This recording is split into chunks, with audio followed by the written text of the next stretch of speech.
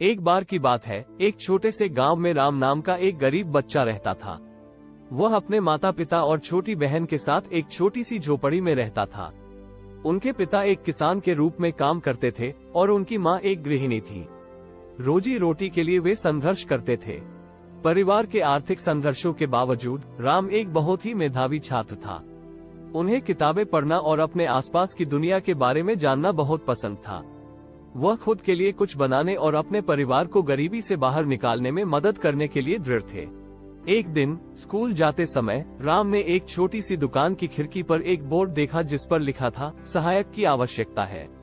Store में खाने से लेकर कपड़े तक कई तरह के सामान बेचे जाते थे और उसका मालिक श्री सिंह नाम का एक दयालु बूढ़ा आदमी था। राम ने स्टोर में जाने का साहस जुटाया और मिस्टर सिंह से पूछा कि क्या वह उनके लिए काम कर सकते हैं।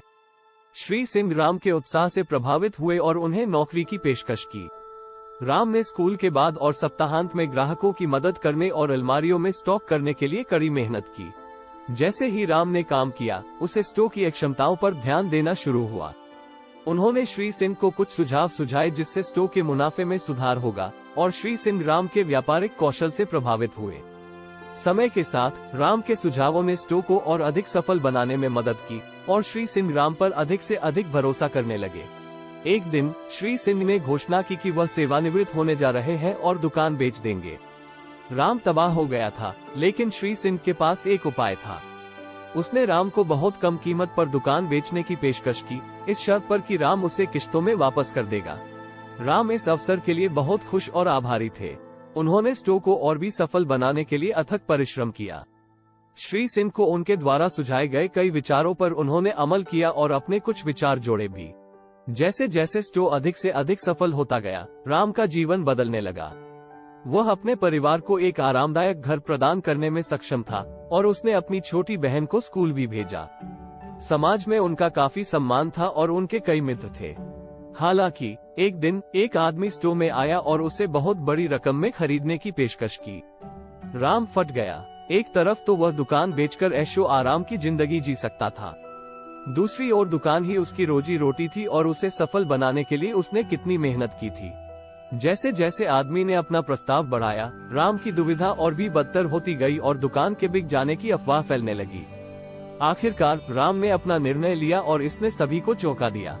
उन्होंने ये कहते हुए प्रस्ताव ठुकरा दिया कि स्टोर बिक्री के लिए नहीं है। उन्होंने महसूस किया था कि दुकान उनके लिए सिर्फ एक व्यवसाय नहीं था, यह उनके जीवन का काम था।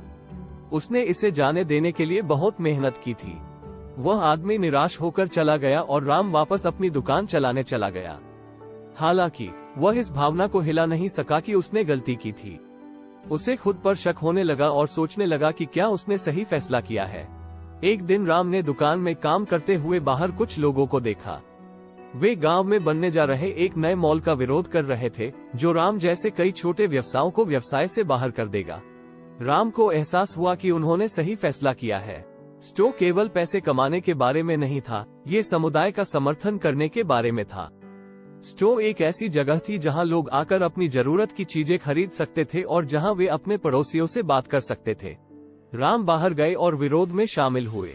उन्होंने उद्देश्य और ताकत की एक नई भावना महसूस की। वह जानता था कि वह सिर्फ एक व्यवसाय के स्वामी से अधिक था, वह किसी बड़ी चीज का हिस्सा था। अंत में मॉल नहीं बनाया गया और राम का स्टोर फलता फूलता रहा।